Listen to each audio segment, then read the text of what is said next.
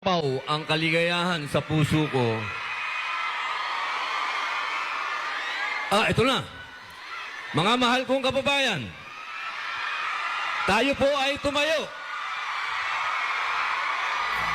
Atin pong salubungin ang pinakamagaling na Pangulo ng Pilipinas, Rodrigo Roa Duterte!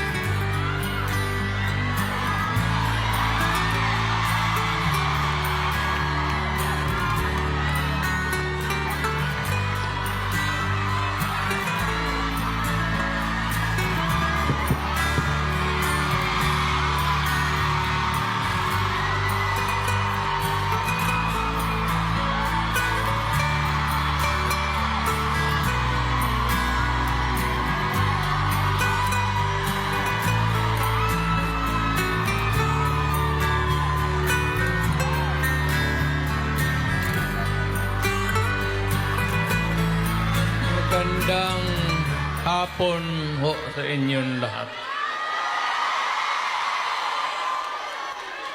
Alam niyo, I do not know if you still believe in me.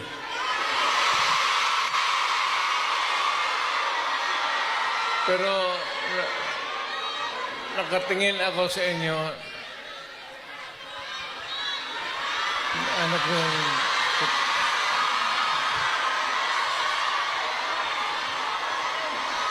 na dapat magkita-kita tayo doon sa ating bayan. Kaya lang sa sitwasyon natin ngayon, kailangan talaga pumunta tayo sa ibang bayan maghanap buhay. Pero sa akin, the fact that malayo kayo sa pamilya ninyo,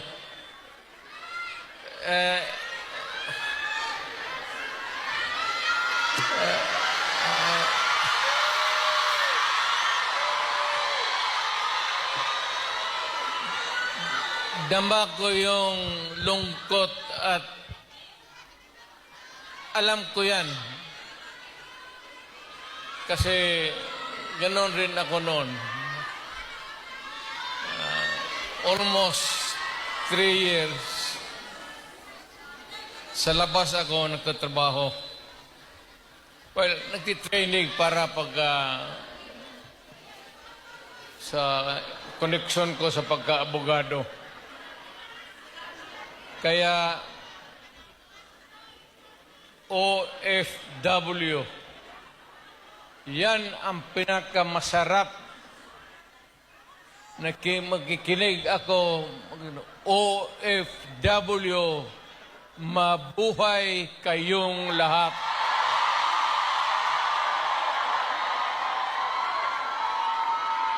At ang mundo dapat magpasalamat na merong mga Pilipino na magpunta dito sa kanila, sa ibang bayan, para magtrabaho para sa kanila at para sa atin, makaipon ng pera para sa pamilya natin.